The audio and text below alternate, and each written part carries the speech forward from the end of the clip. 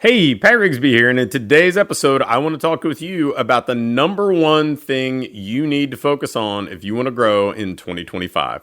Let's get to it. Welcome to the Fitness Business School podcast, the show for fitness business owners who want to grow their income, increase their impact, and improve their lifestyle. Be sure to listen till the end of this episode because we have a brand new special offer exclusive for listeners. So stay tuned. We're in a really interesting period in the fitness industry. And it's not like it's the first time this has happened. I mean, I can remember various points where, the emergence of group training became popular, when Groupon became a distribution channel to get people easy access to experiencing coach-led fitness programs.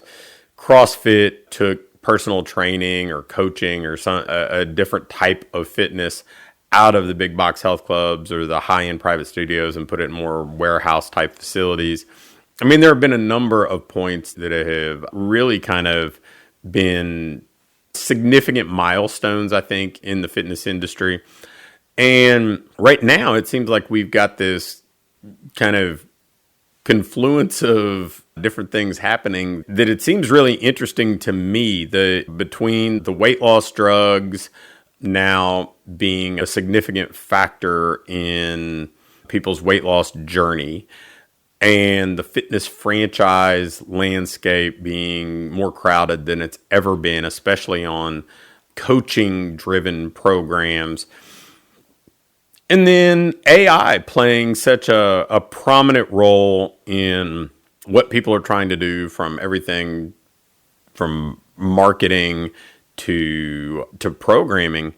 I think there is just a really kind of unique point in the market where there are going to be a lot of people sink, and then there are going to be a few people swim and really thrive.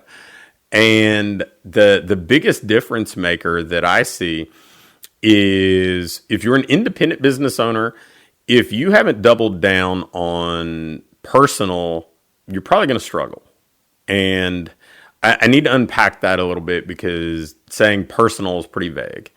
So the first thing that you need to do is understand that most of your competition is going to take the AI side of things and let the pendulum swing too far. They're going to go do a bunch of AI-driven content that doesn't really connect with anybody, doesn't speak to anybody. They're not going to be very good at prompting to get the outcome they want. It's just going to seem like a flood of bland information. And that's not going to help them be more successful. In many ways, it's probably going to mitigate their success, because they're going to focus their efforts on that instead of being personal. At the same time, there are going to be some people that are going to connect more with video online to let people kind of get to know them as a human, not just a faceless brand. They're going to be people who talk about the pain points or the hot buttons that their prospects have and speak more specifically to them, so the prospect can feel important and valued and heard and understood, instead of just being another face in the crowd. They're going to be people who really connect with people and provide something that at least gives the sense of customization and personalization and specialization, instead of one size fits all. So that personal connection is going to make people stand out in the most crowded, attention-deprived market that we've ever seen, and it's only going to get worse, right? It's only going to get worse, because now content production is easier than it's ever been. I mean, go type in a sentence in ChatGPT and you get all your posts for the week. Now, I mean, sometimes efficiency is the enemy of effectiveness, and that's probably going to be too efficient for some people to be effective. So that's one part of personal. The second part of personal is understanding that if you run an offline business, are leaving their homes to engage with you. So we probably need to go connect with people who are comfortable leaving their homes and be out in the marketplace. And that may mean going and connecting with other businesses, forming strategic alliances, going to networking events, connecting with people. I don't care if you're at your kid's basketball game or if you're at church or whatever else, connecting with people, building relationships, and then offering to be helpful and inviting people in to experience what you do.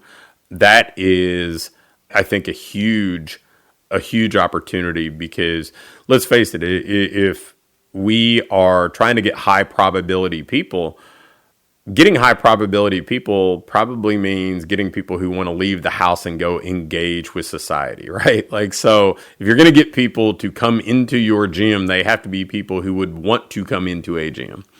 And so going out and connecting with people who are comfortable with that, who that's an active part of their life, again, that's personal.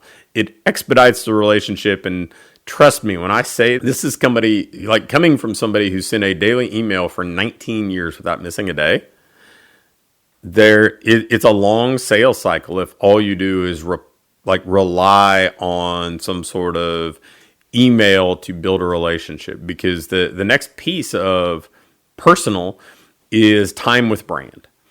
And I think that all of us need to have some meaningful time with a brand before we're ready to buy. And the steeper the ask when somebody buys, the more time with brand we probably need. And so what do I mean by that? Well, you may not need a ton of time with a particular brand to make an impulse buy that's under $50 and it's just a transaction, right?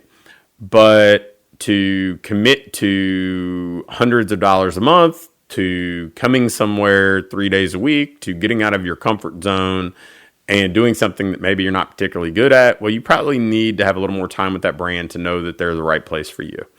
So that is personal, right? My belief, and this is coming from studying this a great deal, learning from some people that I know that are really kind of good at this side of things too. Somebody probably needs to spend a good 45 to 60 minutes with your brand before they're going to have any level of comfort in becoming a client.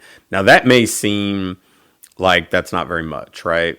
But if you think about how people consume content and how they're constantly scrolling from one thing to the next thing to the next thing, the amount of time somebody spends with your brand is probably not as much as you think. In fact, I would guess it's almost certainly not as much as you think. We live in it, right? Like, we are the people inside the four walls, so this is our life, and so it's magnified to us. But I mean, to kind of put it in perspective and make sure that I am fully humbled myself, I send, probably 500 emails a year to my email community. And I'm going to say that, let's be optimistic and say that somebody reads half of them. That's 250 emails. That's 250 minutes that maybe somebody spent with me, right? Because they're easily consumed. They're short little emails. And that's sending daily emails. So if you're sending 3 times a week emails and somebody's consuming half of those, that's 26. We aren't to the 45 to 60 minutes yet, right? That's 26. It's a whole year and they've not spent that volume of time with your brand. So when we think, hey, I'm putting a bunch of stuff out, it's about what somebody consumes, how much time they spend with you. Do they get to know you? Do they feel like you're for them? Do they think you can solve their problems, help them reach their goals? Do they trust you? Do they like you? Do they think this is a good fit? They have to be able to answer all these questions, even if that's not the way they're internally asking the questions themselves. All of us check those boxes. All of us check those boxes mentally whenever we're making decisions, whether it's said or unsaid. And if you want to be personal, you have to speak to somebody in a way through the format they prefer, or getting them to come in and do something experiential that allows them to have enough time with your brand to make an informed decision. And you'll hear a lot of people say, well, I don't want somebody to come in and do a free trial or whatever else. They're a tire kicker. I've talked about this many times over in podcasts, speaking at events, wherever else. I would tell you the people who see it that way are probably silly at best and fools at worst.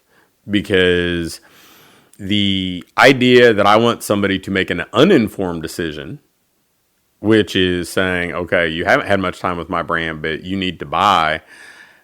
There's probably something there that you got to look in the mirror and say, maybe that's an integrity thing. I don't want somebody to make an informed decision because maybe I'll be found out. Frankly, that's what a lot of high ticket selling is, right? It's spend a bunch of money with us, so the value exchange tilts very heavily one direction. You've given us everything. We've not given you anything yet. Not a great way to create trust in a long-term relationship. But the flip side is if somebody can come in and spend one session with you, they've got more information in that one session than they would have gotten in a year worth of social media posts. If they've consumed a podcast or watched a few videos of yours that spoke very specifically to them and hit their hot buttons and really connected with what's important to them, again, they're getting more of that time with brand to know if you're a good fit. So what's the answer here? Like, being personal means, you letting people kind of connect with you and or whoever is going to be the face of your brand, right? Like, whether it's the coaches or the manager or whatever else, people buy people. And they need to be able to form a connection. They need to be able to kind of answer those questions that I alluded to a moment ago. And they need to have some time to make an informed decision. So my suggestion is put out more content that speaks specifically to who you want to serve, whether it's the front-facing stuff, social media posts, podcasts, YouTube videos, you name it, or it's the gated stuff that, you got to opt in to read this book or join my newsletter or whatever. Give away things that are not bland, not generic. Let people get a sense of who you are. Lower the barrier to entry to come in and spend a little bit of time with you. Instead of thinking of this as, somebody's a tire kicker, I would say we need to spend some time together as a tryout, as a first date, to see if this merits a second date. And you have the ability to void a second date just like they do. So if you do those things, I think that really kind of checks the box of personal. But then the final thing that I'll add to it to kind of put a bow on it is personal is about intent. It's actually about being more interested than trying to be interesting. And if you're interested in the other person, they're going to give you more of their time. They're going to give you more of their attention. It's going to be much easier and much quicker to get to that 30, 45, 60 minutes of time with your brand to know if this is a good fit for both parties. So if you're not doing that, I would encourage you to change, because as an independent business owner, it is the way. It is your path forward, because the landscape's going to continue to get more crowded. There are going to be people that choose to, we've said it for years. Hey, can I take a pill and lose weight? Well, now they can. Now, does that not come with consequences or side effects or whatever else? Well, of course it does. But that won't prevent them from making that choice. And for us to either run alongside that and be seen as a complementary piece in their journey, or for us to be seen as a viable alternative, we have to have enough attention to be placed in that category. So if you want to build a better business, be more personal. Thanks for listening to this episode of the Fitness Business School. Before you go, I have a quick announcement. One of the things that we've been doing with our current clients is taking them through this ideal business diagnostic. And really what it is this checklist that allows you to pinpoint exactly what your business needs next, so you can keep improving, keep growing, and build a business that you love to own. One that pays you well, one that allows you to have the impact you want to have, and one that allows you to have a lifestyle that you truly enjoy. In this diagnostic, we walk through everything and we do an evaluation and can instantly pinpoint what you need to do next to build that business that you want.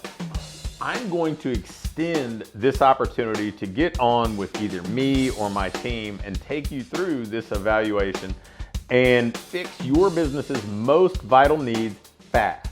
So if we take you through this, you're gonna be able to make those vital changes that you need to finally have what I call your ideal business. If you'd be interested in going through this entirely free, risk-free diagnostic with us and learn what you already have in place, what you're doing well, and where your greatest opportunities for rapid improvement are, just shoot me an email with diagnostic in the subject line to pat@patrigsby.com. Again, an email to pat@patrigsby.com with diagnostic in the subject line will get you scheduled and take you through this evaluation to help you build the business you want.